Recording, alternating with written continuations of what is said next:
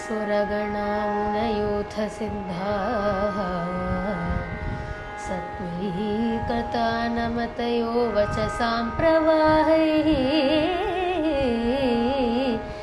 नाराधितुं पुरुगुणैरधुनापि पिप्रुः किं तोष्टुमर्हति स मे हरिरुग्रजाते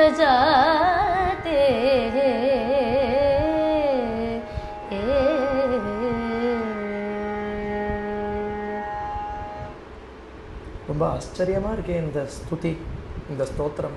யாருடைய ஸ்தோத்திரம் அது? அப்பா, இது பிரஹ்லாதன் பாகவதத்தில் நரசிம்மரை பார்த்து பண்ணக்கூடிய ஸ்தோத்திரம். இந்த ஸ்தோத்திரத்தை கேட்டாலே பிரஹ்லாதனோட உத்கிருஷ்டமான பக்தி நம்மளோட சித்தத்தை வந்து தொடருது இல்லையாப்பா? ஆமாம் கண்ணா, பிரஹ்லாத ஸ்துதி அத்தியாச்சரியமான ஸ்துதி. பிரஹ்லாதனை சாட்சாத் பகவான் நரசிம்மர் தன்னுடைய மடியாகிய சிம்மாசனத்தில் உட்காத்தி வச்சு தன்னுடைய அமிர்த ஹஸ்தத்தை அவனுடைய சிரசில் கிரீட்டமாக சூட்டி நரசிம்மரோட கண்கள்ல இருந்து ஆனந்த பாஷ்பம் வருது பிரஹ்லாதனுடைய பக்தியை பார்த்து. அதுவே அபிஷேக தீர்த்தமாக விட்டு பிரஹ்லாதனை பக்த மண்டலத்துக்கு சக்கரவர்த்தியா பகவான் பட்டம் கட்டிட்டு போனார் இல்லையா?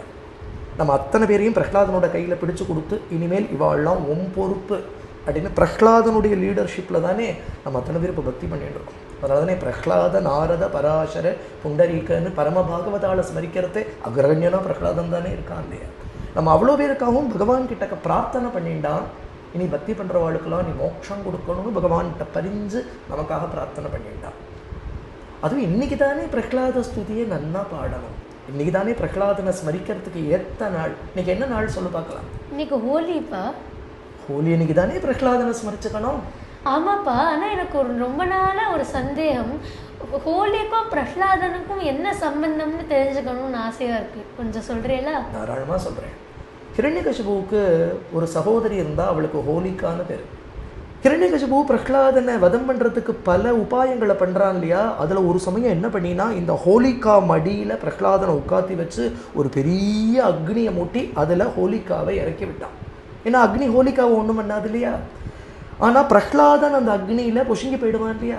பிரஹ்லாதன் பொசுங்கி போனதும் ஹோலிகா ஒன்றும் ஆகாமல் திரும்பி வந்துடுவான்னு அவன் நினைச்சான். ஆனால் பகவான் இதை பார்த்துட்டு சும்மா இருப்பானா இல்லையா? அங்கே என்ன ஆயிடுத்துன்னா, ஹோலிகா பொசுங்கி போயிட்டா பிரஹ்லாதன் பூத்த புஷ்பம் போல வெளியில் வந்தான். தீமை அழிந்தது, பக்தி ஜெயித்தது இல்லையா? அந்த நாளை கொண்டாடுறதுக்கு தான் ஹோலின்னு இன்னி வரைக்கும் இல்லையா இதை ஒரு உற்சவமாக கொண்டாடுறா பக்தாள்லாம். பக்தி ஜெயித்த நாள் அப்படின்னா என்ன அர்த்தம்? பக்தினா பிரேமைன்னு அர்த்தம். பக்தினாலே பிரேமை தானே. பிரேம பூமி பிருந்தாவனம் அப்படின்னுட்டா பிருந்தாவனத்தில் ஹோலியை கொண்டாடாமல் இருப்பாள். அதனால வண்ண நீர் நிறைய கலர் பொடிகளை பல ஜலத்தில் கரைச்சி பல பீச்சாங்குழல்களில் நிரப்பி இல்லையா ஒருவர் மேலே ஒருவர் ஜெய ஜெய கோவிந்த ஜெயஹரி கோவிந்தன்னு இல்லையா நாமம் சொல்லி கீர்த்தனம் பண்ணி அடித்து விளையாடுவாள்.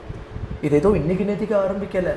கிருஷ்ணாவதார காலத்திலிருந்து இல்லையா கோப கோபிகைகள் பரஸ்பரம் ஜலத்தை அடித்து விளையாடுறதுங்கிறது இருக்கட்டும், கண்ணனைத்தான் குறி வைப்பா அத்தனை பேரும் இல்லையா? இவன் நீலமேக சியாமளன், ஆனால் இவன் என்ன பண்ணுவான் அப்படின்னுட்டா யார் கையிலையும் படாமல் நம்ம ஆற்றுக்கு போயிடணும்னு நினைப்பான். ஆனால் அதுக்குள்ளே இவனை பல வண்ண கண்ணனாக பண்ணி தான் ஆற்றுக்கு அனுப்புவான் இல்லையா?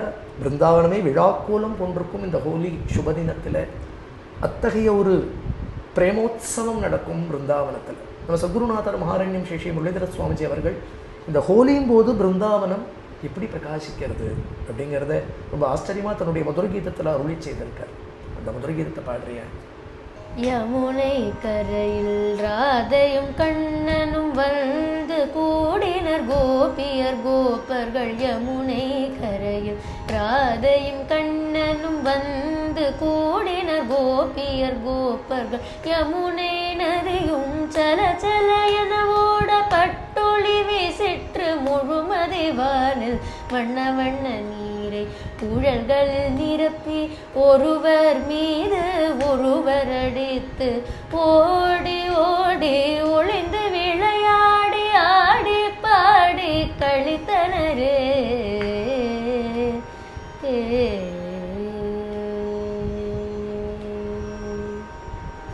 எப்படி ஹோலியில் பல வண்ண பொடிகளை ஒருத்தர் மேலே ஒருத்தர் அடிச்சுண்டு இது ஒரு ஆச்சரியமான ஒரு உற்சவமாக பண்ணுறாளோ, பல வண்ணங்கள் அப்படிங்கிறது பல பாவங்கள். வாத்சல்யம், சக்கியம், மாதுரியம், சாந்தம் முதலிய பாவங்கள், அப்படிப்பட்ட வண்ணங்கள் ஆகிய அந்த பக்தி பாவங்கள் நம்ம ஹதயத்தில் ஊற்றெடுக்க அந்த வண்ணங்களால் கண்ணனை நாம் கொண்டாடுவோம். அந்த வண்ணங்களை கொண்டு நாம் கண்ணனை சதா கொண்டாடுவோம் இல்லையா?